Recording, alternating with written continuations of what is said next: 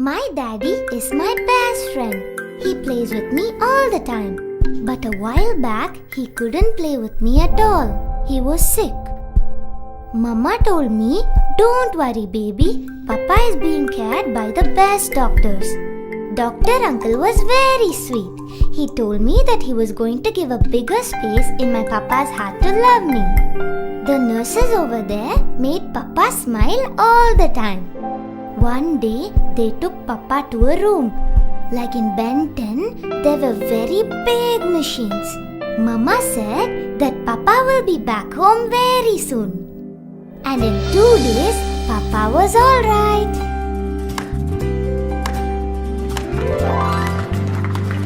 I love you, Daddy. Some things in life are beyond value. Love, care, and your heart. Apollo Hospitals. Because your heart is priceless.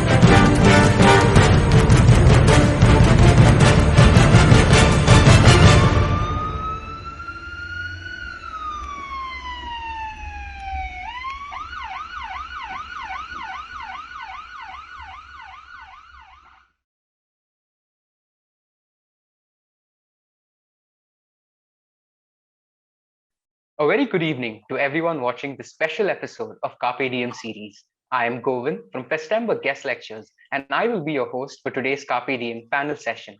This edition of Carpe Diem is powered by TVS Motors. I would also like to thank Radio City for being our radio partner, Radio Mirchi, Romedi Now, and MNX for being our entertainment partner. Before we go on to welcoming our guest for today, I am proud to say that Festember has partnered with Give India Foundation, which seeks to gather funds to help the needy due to the unfortunate COVID-19 pandemic. The donation link is in the description box below. Please do donate for the good cause. Do let us know your suggestions by the end of this interview by filling the feedback form available in the description box, which will help Festember strive to provide the best experience for you. With that being said, let me introduce you to our first guest, Mr. Joel Miller. You would best know him as Scully from Brooklyn Nine-Nine. And if you had the slightest doubt if Scully actually sings opera, this is the time to get that cleared. So without further ado, let me welcome Mr. Joel Miller. Hello, sir. How are you doing? Very good, thank you. How are you? Yes, I'm doing fine. So, sir, the very first question which comes up to everyone's mind, being we millennials, we know you basically through Brooklyn Nine-Nine. And when you first sang opera in that with proper Italian pronunciation, being a huge fan, I was taken back. So when did you learn singing, and was this your alternate choice other than acting? When I was a little boy, my father, when I was a junior and senior in high school, my father would take me into the university. I grew up in Minnesota, and my father would take me to the university in Minneapolis, Minnesota, and I would have voice lessons, private voice lessons at the university. And when it came time to choose a college, my voice teacher asked me, "Where are you going to go for college?" And I said, "Well, I'm going to go here." And he said, "Well, no, you're not." And I said, "Why not?" He goes, "Because I'm retiring." And so I had to, so he recommended a school, the University of Minnesota in Duluth. It's up in northern Minnesota on Lake Superior. And he recommended that school because there was a retired opera diva who had started an opera program there. So my father drove me up there. It's about 2.5 hours north of Minneapolis. And I went into this classroom, and my father and I sat in the back, and everyone was dressed in clothes that they could move in, workout clothes. And there was a piano, and the accompanist, the pianist, had flaming red hair and a red beard, and his fingers were all over the keyboard. He was amazing. And all of the rest of the students had a hold of one person, and they were slowly dragging him across the front of the room, slowly picking him up and turning him. The whole time he's singing an aria from an opera in German, not missing a beat. And I looked at my father and I said, I want to do that. And so I started out as an opera singer in college. Oh, that's nice. That's nice. So do you remember like any verses? You have sang O Maria, O Ave Maria, as well as O Fortuna in Brooklyn Nine-Nine. Yeah. So could you sing anything for us if your voice is all warmed up right now? Oh my gosh. Oh sole mio, che bell'ogni, oh sole mio, stam from the te, oh sola mio, stam from the te, stam from the te. Damn, it's nice to hear. No, it's okay. Yeah. Yeah, I mean, it's the first time, listening to someone sing like live, so it's a very new experience for me. Oh, cool. Yeah. Yes, sir. So when Brooklyn Nine-Nine, the whole script was brought to you, you were already doing few other shows at that time. So when they first presented to you, being like Parks and Rec, the same directors and the cast which worked over there was also over here. And what did you think about it? Obviously, right now, Brooklyn Nine-Nine is a huge hit. But at that point, like 8 years ago, what did you think about it? And how did you get yourself into it? So my agent had called me and said that there was a part that the casting director had called for this new pilot. So the first episode is called a pilot, and so it's they're going to see if it goes well, then maybe they'll do more episodes. So it's just your starting block. And so they sent me the pilot. And there were just a couple of lines for Scully and Hitchcock. And my agent said, they want you to come in and read for them. He said, but I don't want you to because it's such a small part. If they want you, they have to just offer it to you. And unbeknownst to me, I had done a series on HBO prior to that. For 5 years, I was on a show called Big Love. Yes. And the gentleman who was producing Brooklyn Nine-Nine really liked Big Love. He really liked that show and liked me in it. So my audition really happened years prior to that pilot because they said, oh yeah, he's interested in doing it. Let's have him do it. But I didn't do an official audition for it. So when I showed up to work, and usually a pilot takes a week to 10 days, maybe, sometimes shorter, it depends.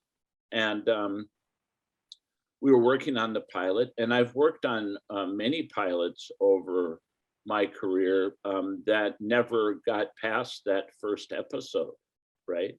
Okay. So when we did that first episode, the last day, I was walking to my car with Dirk Blocker, who plays Hitchcock, and we ran into Andy Samberg, and Andy said, you guys, if this goes, you guys are going to be in it. And Dirk and I both kind of looked at him and yet, okay, sure, because you never know with these things if they're going to continue or not. And sure enough, they picked it up, and the rest is history. We had a wonderful time, and Andy was a wonderful on the set boss for us. He was one of our producers and our star. So yeah. I mean, your role got even more involved towards the later seasons than the initial, yeah. And one of your episode where you had a twin called Earl was like really fascinating to me. It intrigued me how there was a lot of physical activity going on with you as well as playing a dual role where you had to push him. There were a lot of fights in it. So how did you bring about that, like playing an identical twin and with such heavy stunts?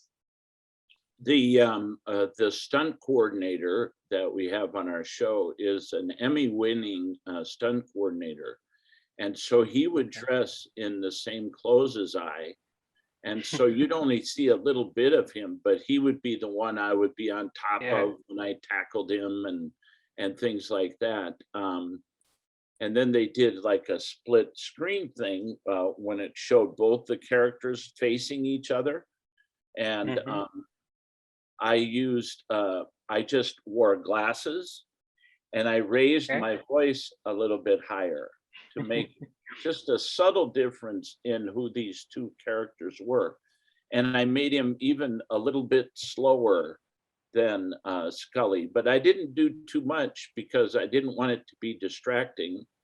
And the producer, Dan Gore, and I talked about keeping it.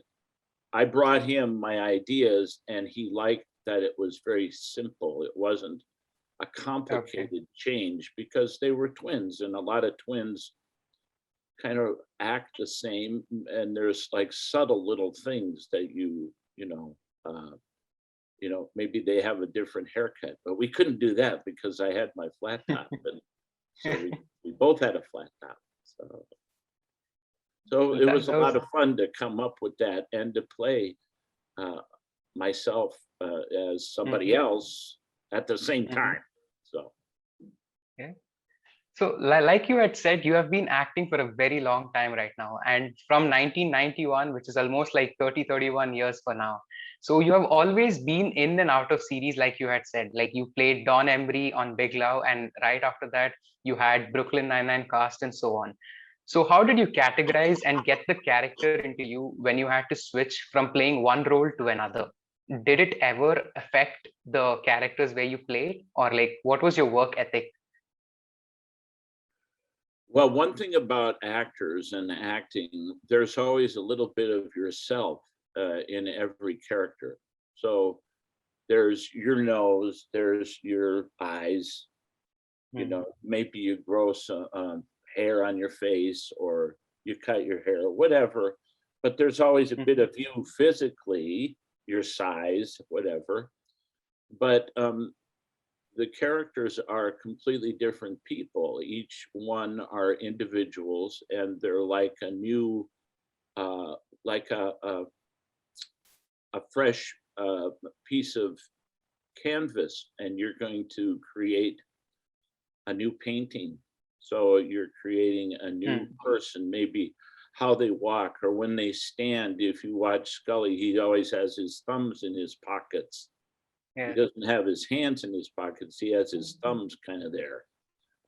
Or, little things like that. He always wears a sweater vest. He always, and then the writers start to see what you're bringing to their words. And then that gives them more ideas on how to feed your character and how to embellish what you're doing.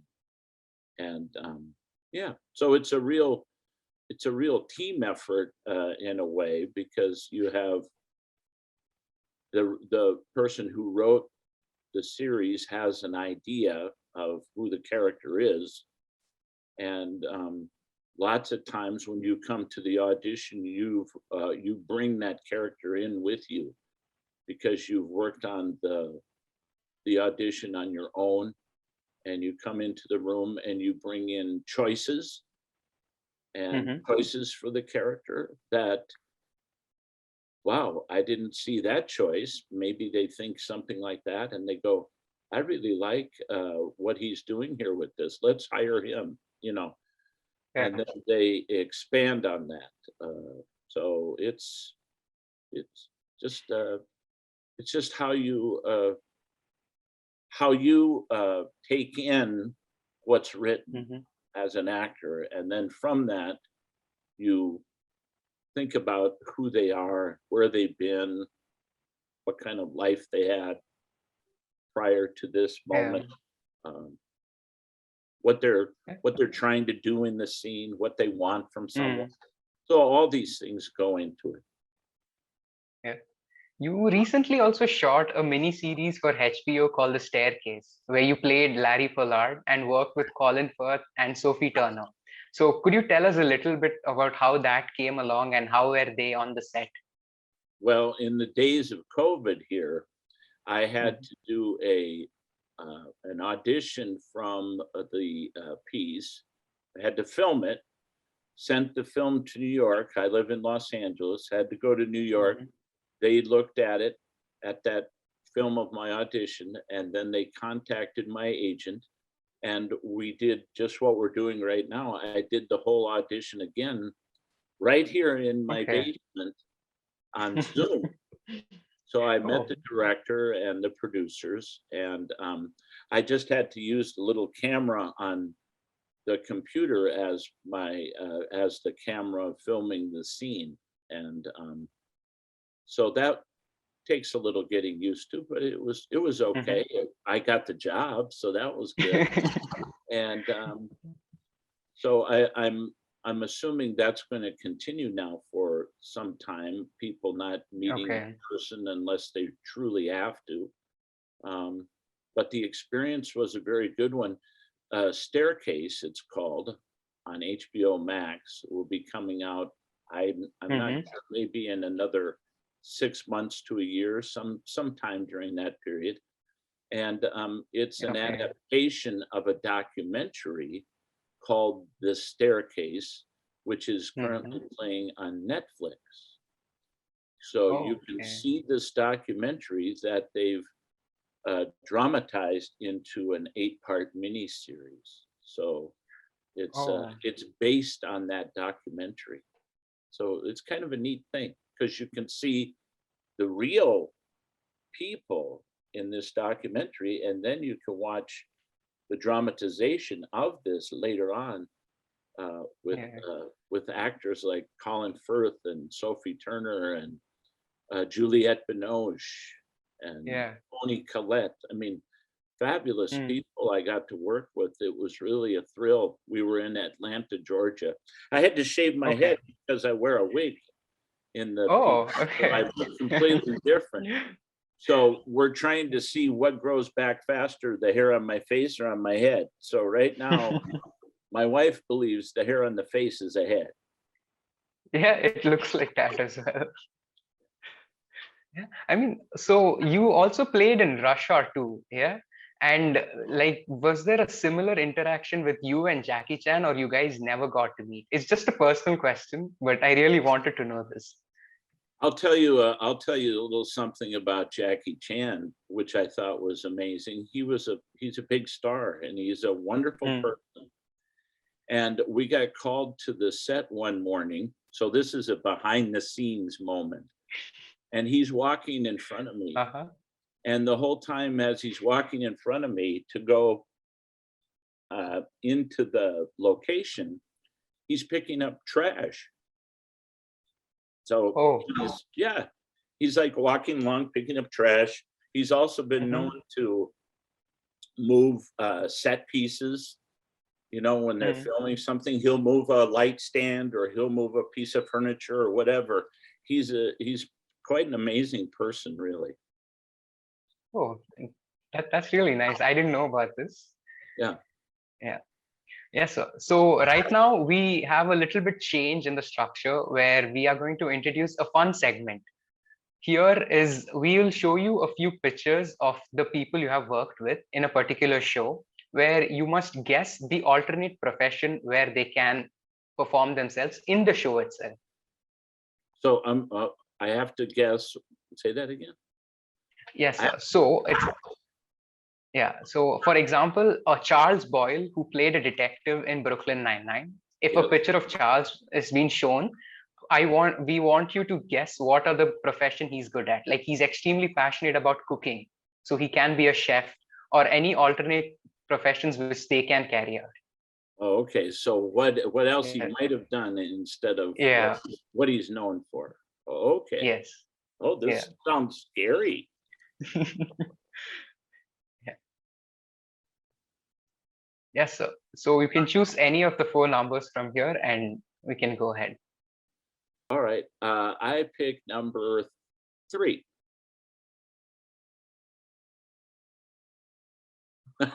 Michael Hitchcock. Well, he probably was someone who worked in a butcher shop and liked to cut up meat and would put extra pieces of meat in the package for the pretty ladies. How's that? Yeah, that's nice. So Hitchcock as a butcher. He's That's a butcher. nice. Yeah. The next number? Oh, okay. How about number? Let's see. How about I'm feeling that number 2. I think I should do number 2. Oh, Amy Santiago. Amy. Yeah. She works, she manages a clothing store, and it's very hard for her to keep employees because she's so demanding on how everything should be folded.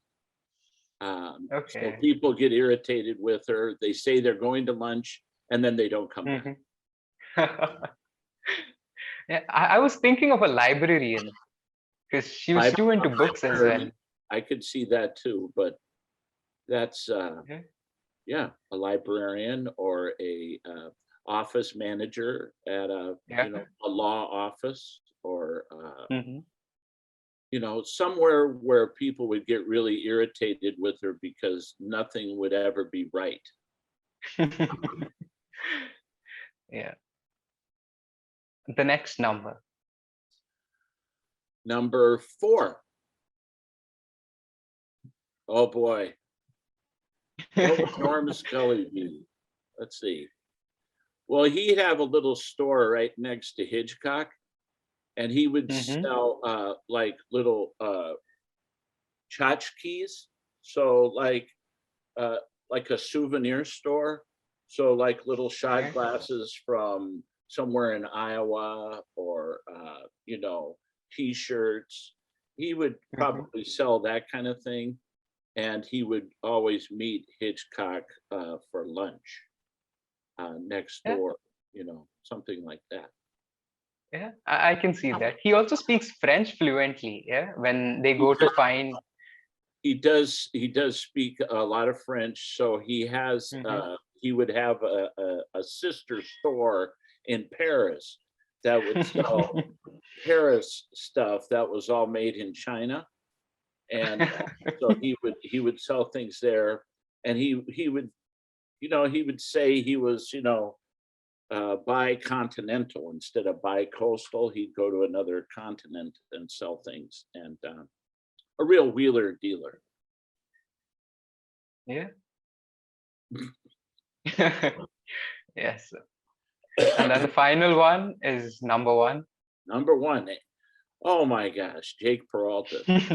Jake Peralta would be in a traveling circus, and he's able to do neat things with his face. He wouldn't even need clown makeup. They would just give him a pair of big shoes and gloves and say, "Go to it, buddy," and he would make everyone laugh. So I could see him in a traveling circus. Yeah, that's pretty nice. Yeah, even I can see him. So with that, we come to the end of our fun segment. And I have another extremely nice question for you. So you have worked for 8 beautiful seasons with Brooklyn Nine-Nine. And how would you describe your bond with the cast and crew? Well, people say it all the time. They say, oh, our cast or our crew has become, like family. And in this case, I really found out what that was like because we did spend so many hours together and so much time together and so many years together, and we saw, people getting married and people having babies, and so we were there for a lot of all those real life things that you're with when you're with your family. So it was a lovely time in all of our lives, and one we're gonna miss. Yeah. So knowing how close-knit you are with the cast and crew, today we have a very special guest joining along with you. So he has been a part of Festember Carpe Diem earlier this year and was very kind enough to grace us with his presence again. He is none other than the cinematographer of Brooklyn Nine-Nine, Mr. Rick Page, who will be joining us along with you for today's session. Oh, okay. So without no further ado, let's welcome Mr. Rick Page. Yes, sir. Hello, sir. How are you doing? You're doing well. How are you? Yes, I'm doing fine. So I'm doing fine. So yeah, this was a surprise that you both came onto the same place where we never expected this. Yeah, I actually showed up at his door. He didn't think I was coming over, and I showed up with donuts. and We haven't had one yet, but I'm thinking about having one now because I'm done talking for a while. But I'll wait. Yeah, yeah. Luckily, we Yeah. live very close to one another. I only live a couple miles away, so we're actually our neighborhoods are right next to one another, so it's real convenient. Oh, that's nice, sir. So before we go on to asking questions, we have prepared another fun segment where both of you can answer. Like, it's like a jamming session where you can brainstorm and answer questions. So this is where we will be presenting you a list of characters or something related to them, where with the clues that are being provided to you, you must guess which character that is. Yeah? Okay. Okay. Yeah. You'll get the flow of it. All right.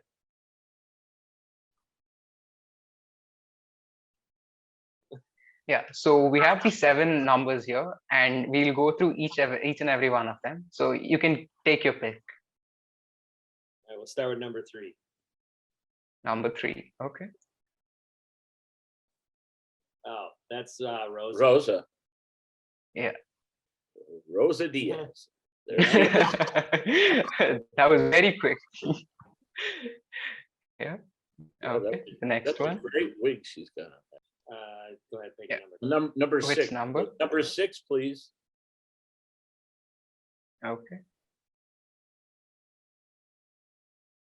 Beige. That's Charles Boyle. Actually, no. It's We Holt. can move on to the next one. I mean, do you want to see any other options? I think it's Captain Holt. Really? Yeah. I mean, we have few other clues as well, if you would wish to let's see them. Let's see. Yeah, let's see another clue. That'd be fun. Fencing. Let's see one more clue. I think it's Holt. Okay.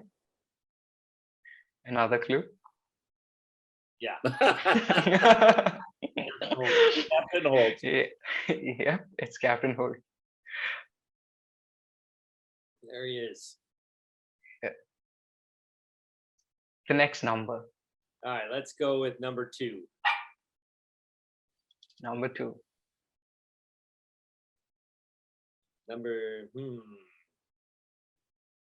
Man. Oh, is that Terry? That's Terry, right? Yeah, must be. Yeah. Although that's bigger than yours. Terry Jeffords? No. No. No. Yeah. Oh, we better have another clue, please. Okay. Another clue.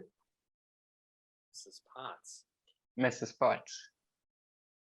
She wasn't in our show. Yeah. She wasn't, but a character in the show says that Mrs. Pot is his crush and he fangirls about her. I mean, he or she shouldn't have given that away. Well, it must be Charles. He's the only one. Yeah. So the next clue. Next clue. Next clue, yeah. Oh yeah. Yeah. Oh yeah. That's the mother. Yeah. We call it the mother dough. Mother dough, yeah. The thing to make. Yeah. The sourdough. Yeah. Sourdough. Yeah. Yeah. The sourdough. Well, what was the van? What was the? The van was a reference from season 8 where Jake and Doug Judy, they transfer prisons. Yeah, so Charles brings a RV van to take along. Oh, very good. Very good. That's You good. got this from that one. There he is. Yeah. Joe. Yeah. The next number. Number 1. Number 1. Grey's Anatomy. Okay. Somebody must like that show. Is that right? One of the characters. Yes. Yes. Is that Gina? I think I need No. another. All right. Another clue. Yeah. Oh. Oh, this must be Terry. Terry Jeffords. Yeah. Yeah, it is Terry Jeffords. The next clue. When did he mention Grey's Anatomy? Oh, so in one of his interviews where he says that he's a huge fan of Grey's Anatomy. So this is in reference to that. And these are the coca nibs. You know, there are so many details from all the characters over the season.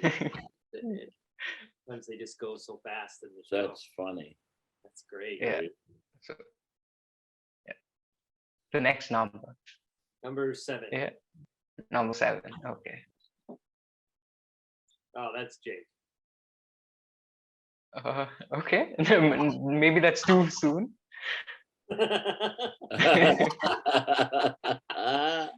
Okay. I mean, yeah. You can see the next clues. Yeah, let's see it. This is Ian Armwright. Yeah. Yeah. So there'll be a reference where two people talk and they refer to him in the show. You do? Oh. Oh, is this Nick Blage maybe? Next clue. Okay, next clue. Oh, I'm stumped on this one. This is the American car called Pontiac. Pontiac Bandit. Yeah. Is this Doug Judy? No. Yeah. Yeah. Judy. Okay. Yeah. Fantastic. It's Doug Judy. That's great. Yeah. How about 5? 4 and 5. All right, 5.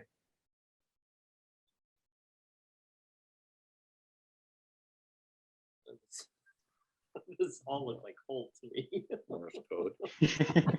Morse code. That's Scully, isn't it?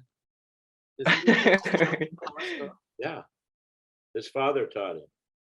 Yes. Yes. Right? Yeah, but we'll still see the other few clues which we got. When we're in the safe house, right? Yes, yes, sir. It's that one. Oh, that of course is Puzzles. Scully. Yeah. Yeah. Off onto Scully.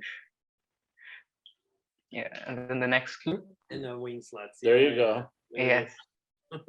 Yeah. Good one. Very good. Those are good clues.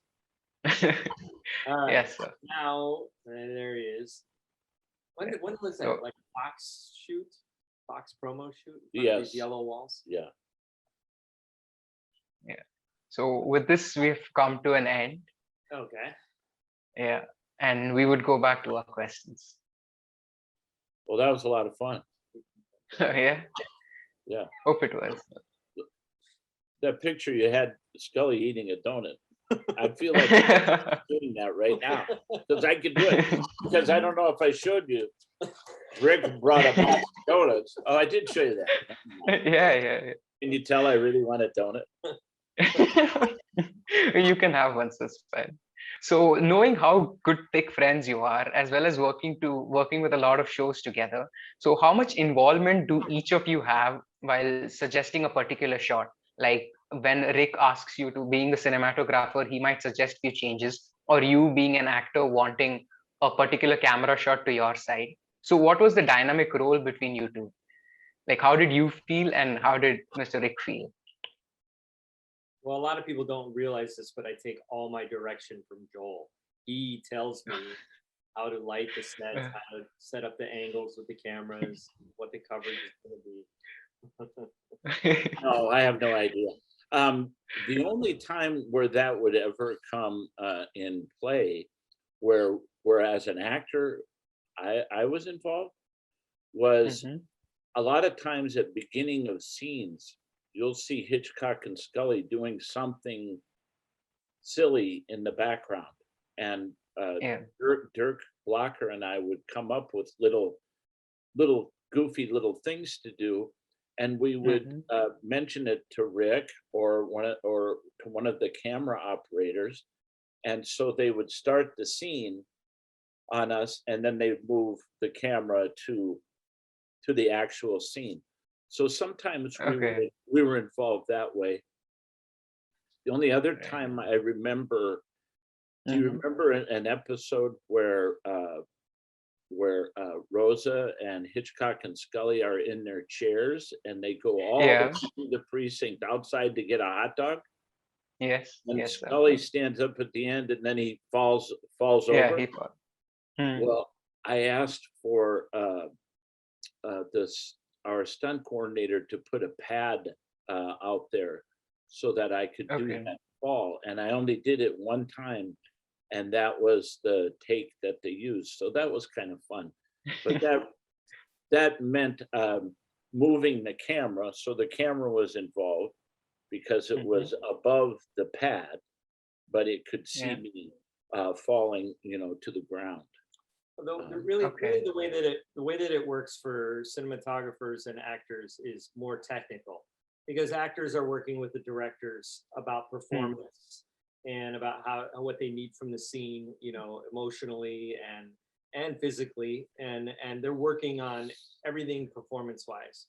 When it comes to my job, I'm lighting them so that they look good, and I'm Yeah. setting up the camera angles so that the director is able to get the shots that they need to edit everything together. So a lot of our interaction will end up becoming technical. I'll say, Joel, when you're doing this big move, Mm-hmm. you can stay, if you can hinge a little bit to the right side instead of the left side, because it's a little bit better light. Your light is here, Yeah. and it'll get you better than if you're over here. Or we'll say, hey, we for this angle we cheated your mark a little bit from where it was on the last take. Now you're a little bit closer to Hitchcock, so Mm-hmm. make sure you stand a little bit over here. It becomes a little bit more of a technical conversation, Okay. because the directors are trying to take care of the actors for the performance, and I'm trying to take care of the actors for the technical, so that they look good and that we're able to capture what they're performing. So a lot of Yeah. times that's what the interaction ends up being. that's Yep. And then I, since I'm also a fan, I will also Mm-hmm. tell them what I'm thinking is funny and what's working. And like when he was Yeah. saying about how we would start the shot on them and then move to the Hmm. main action. Hmm. A lot of times, if the timing of the bit, what we call them bits, like let's say he's got a prop, he's got a magnifying glass, and he's doing some little bit of action. Sometimes I'll go out there and adjust the timing and say, do that in about Okay. half the time, because we're moving very quickly. So I'll give him Mm-hmm. a quick little note. I'll talk with the director, and the director will be dealing with the other actors, and I'll run out there and say, all that's working. Cut the time in Yeah. half. Little adjustments like that. I mean, knowing like how you guys have a relationship over there, there must have been a lot of behind the scenes. So, which is the most favorable moment which either of you remember of what you guys have done over there? And could you please share them as well? Well, one of the things, since we were just talking about starting on bits and coming off, Scully had this forever. He had this big, huge bottle of foot powder on his desk. Mm-hmm. And so, a lot of times Joel and Dirk would say, what do you think of this? What should we do this time? What sort of props should we use? And so there Yeah. was a shot that we had set up with the foot powder, and you said, I'm going to take off my shoe and I'm going to pour the powder in. And we did one take, and it was just a little bit of powder. And I said on the next take, I said, Joel, just go to town. Just really, Boom, just really squeeze it. So then we go to roll the cameras, and you did it, but it was way more than what you thought it was going to be. And it was this big oof. It's a big cloud. And I'm on the camera, and then, of course, I start laughing and shaking the camera. He's on camera with the powder, laughing. We get through the take, and Andre says it smells like a baby, like somebody's changing baby diapers in here or something. He said because he could smell the powder. It was so big. And I think the two girls had to enter into the scene. Okay. Melissa and Stephanie, so Rosa and Amy had to enter. And they had to enter with this big cloud. All this from a little bit that we were trying to do at the very beginning of the scene. My shoe was covered with powder. I think the director came out and said, let's forget the powder. Yeah, you gotta put that away. So there's when you work together for 8 years like we did, there are just so many moments and so many memories, experiences, huh? Oh yeah. Always making each other laugh or making the rest of the crew laugh. I mean, there's not a live audience. So the live audience are people working, but they can't laugh. They have to watch. Yes. So the joy for the actor was when we would run through the scene or run through a moment, and it was supposed to be funny, and they would say cut, and then everyone would laugh. They would be holding it and then burst into laughter. That always made you feel really good, because then you said, oh, that must have been good, because you can't see it, you're doing it. So yeah. So like this, you guys have worked together in a lot of shows, and recently it's on the show Snow Globe and the Cat, where Mr. Rick was directing and you had starred in it. The title has a very Christmassy vibe, which says like Snow Globe and the Cat. So could you tell us how the idea came up and what the show is about? This is the writer and the director. Well, it's a short film that we had a lot of fun putting together out in Cleveland. And it was a project that we did right before the pandemic hit. So we I had been working with this wonderful group of producers out in Cleveland for a couple of years, and they put together these programs, and they said, we want to do another one. And so I had come up with this idea years ago when we did the episode on Brooklyn where Scully is traveling in the airport with Jake and Roger Peralta, his father, was Brad. And I can't remember what it was, but there was something that day. Do you remember we were filming and it was something really great about the scene? And I came up to you afterwards and I said, I want to do something with just you one day. I don't know what it is. I don't know if it's a short. I don't know if it's a feature. I want to work where we come up with a character that features you. And he said, yeah, that'd be great. That was a long time ago. So then when this opportunity came up, before I even wrote the script, I said, okay, great. This is something that we're going to do with Joel. And I talked to him about it. And we had a couple of ideas that we were banging around. And then came up with this idea. And we went out, we flew out from LA to Cleveland. And it was in January or February? February. It was the first weekend of February of 2020. And I remember the first time I heard of COVID, we were in the airport in LA, and somebody was sneezing or something, and you had said, oh geez, we're gonna get coronavirus. I hadn't heard of it yet. So what are you talking about? And he's like, haven't you heard? This is like it's coming. And I said, you're worried about nothing. Like I remember joking about it because I hadn't heard of COVID yet. We flew out there and we had a great time.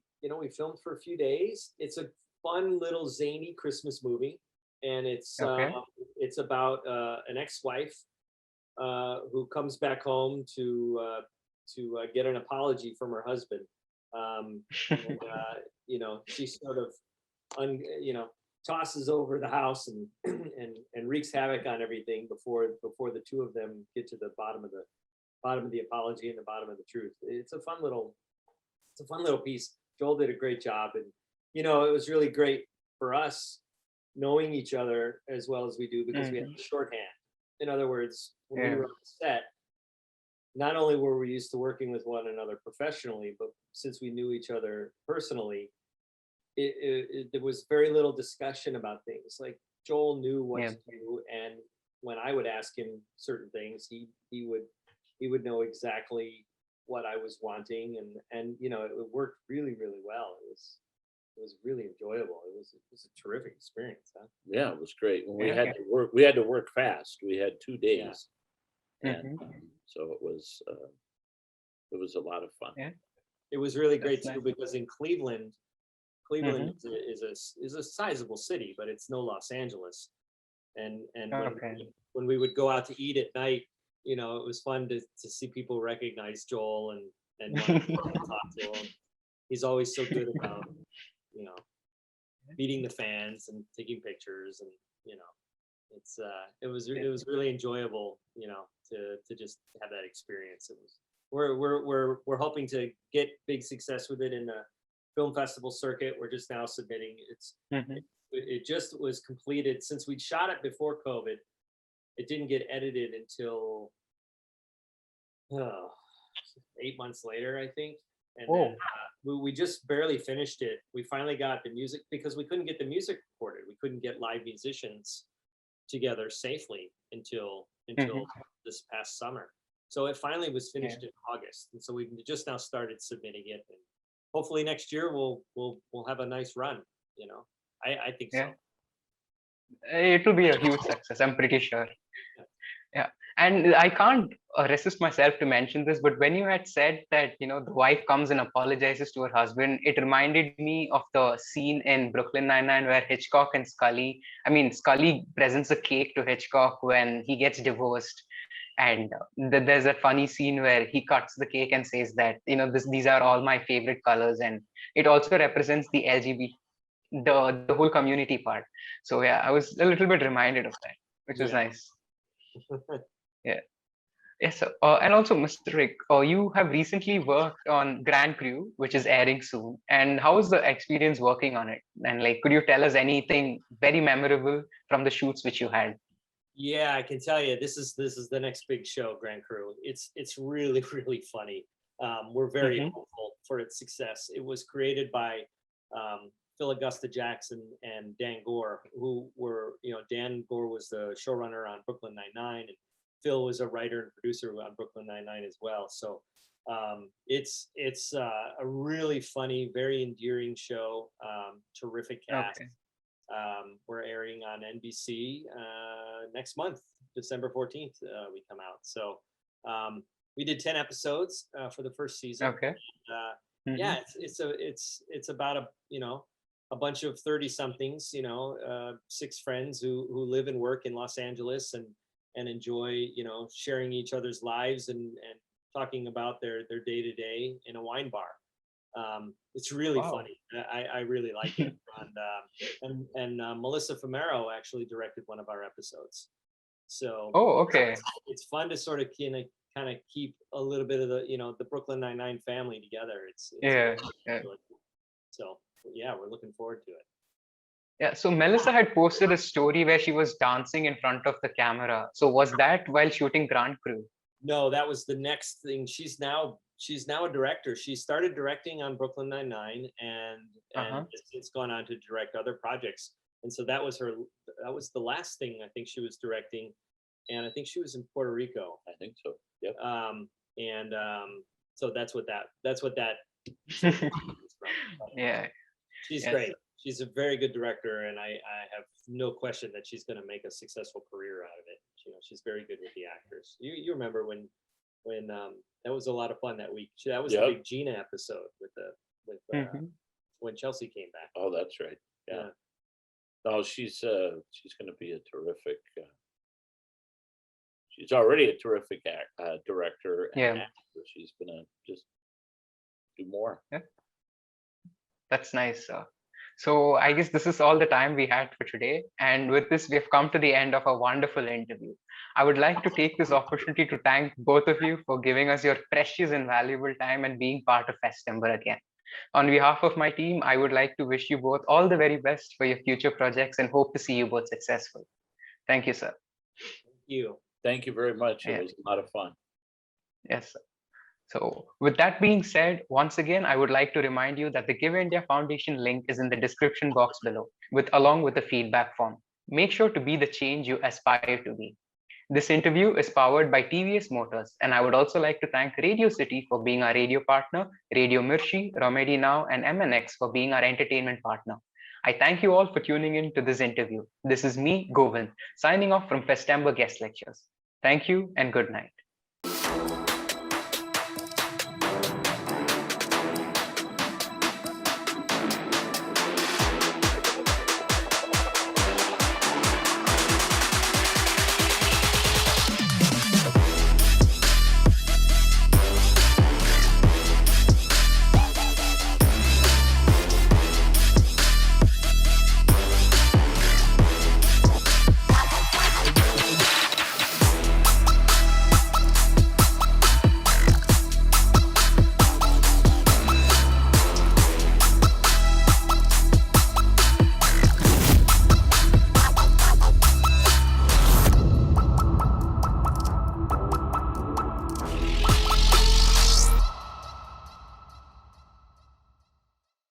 My daddy is my best friend.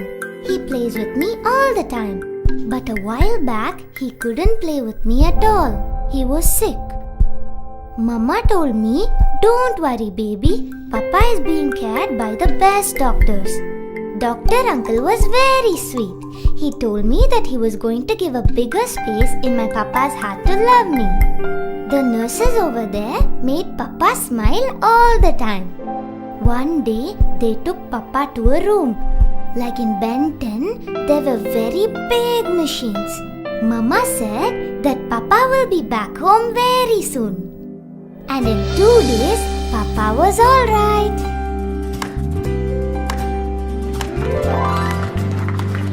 I love you, Daddy. Some things in life are beyond value.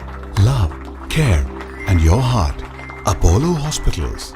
Because your heart is priceless.